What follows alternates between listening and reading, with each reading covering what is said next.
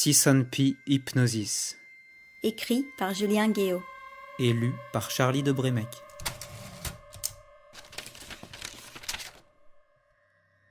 Certains matins sont plus difficiles que d'autres. Pour Anita, cela ne faisait aucun doute. Habituée au petit confort sommaire de sa chambre d'étudiante, elle détestait avoir à se réveiller ainsi, le front en sueur, la peau collante, l'odeur du plastique chaud de sa toile de tente matraquée par le soleil, et puis, évidemment, ce matelas mou, dégonflé, la laissant impuissante dans cette position tout à fait inconfortable. Les fesses relevées, les jambes engourdies, et le dos rond, marqué à vif par le sol caillouteux. S'il n'y avait que ça, se dit-elle en massant délicatement ses globes oculaires, derrière lesquels résonnait, par à-coups réguliers, l'écho sourd de son crâne déshydraté, flagellé par les vestiges d'un trop-plein d'alcool. Dans ses oreilles, ça n'allait pas beaucoup mieux.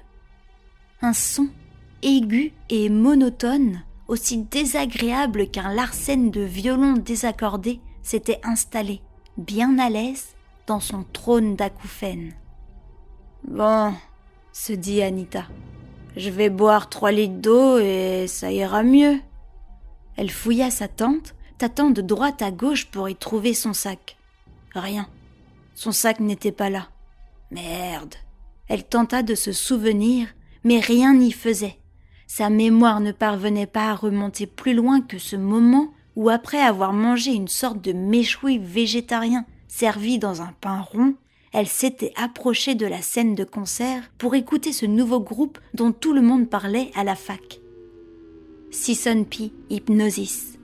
« Ouais, tu verras, » lui avait dit Franck. « Leur musique est magique, une pure transe. »« Tu parles !» aurait maintenant aimé pouvoir lui répondre Anita, pour ce que je m'en souviens. De mecs en tenue de cosmonautes qui marchent lentement jusqu'à leur platine et puis une note.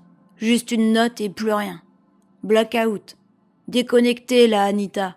Passe ton chemin et va te coucher. Tu parles d'une soirée.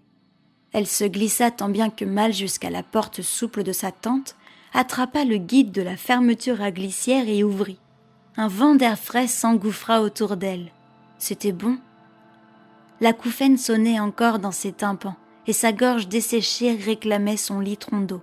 Mais elle avait déjà moins chaud.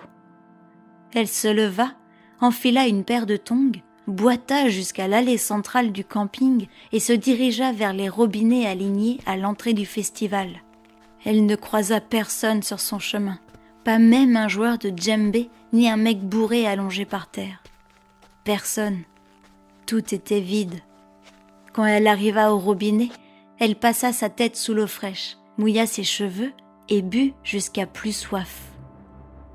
Le Larsen continuait son matraquage dans les oreilles d'Anita. Était-ce une impression ? Le bruit paraissait plus fort qu'à son réveil, et toujours personne à l'horizon. Elle continua son chemin, longea la billetterie désertée, passa les barrières de sécurité, se faufila entre les stands vides et arriva en haut du champ sec où étaient organisés les concerts. En contrebas, elle vit devant la scène éclairée une foule immense qui, en rythme, dodelinait de la tête. Face à eux, les 2 astronautes étaient toujours là. Le Larsen se fit d'autant plus fort dans le crâne d'Anita. Puis elle comprit. Non, ce n'était pas un acouphène, mais une note crachée, depuis la veille, en continu par les enceintes. Elle vit les astronautes la pointer du doigt. Elle vit la foule se retourner. Elle vit 1000 yeux, rouges de sang, la regarder, et tous ces corps raides comme des pantins marcher vers elle, se mettre à courir maladroitement, boiter, tomber, se piétiner les uns les autres, se relever et continuer à avancer, droit vers elle. Elle voulut crier, mais aucun son ne sortait de sa bouche. Elle voulut fuir, se retourner et courir. Impossible, elle resta là, hypnotisée, puis elle se fit happer par la marée humaine. Dans l'inconscience de sa transe, Le Larsen se transforma en notes. Les notes s'accordèrent. Un rythme naquit, groovy, dansant, swingant, s'auréolant de basses et d'orgues. Et c'était beau, et c'était bon. Une transe pure.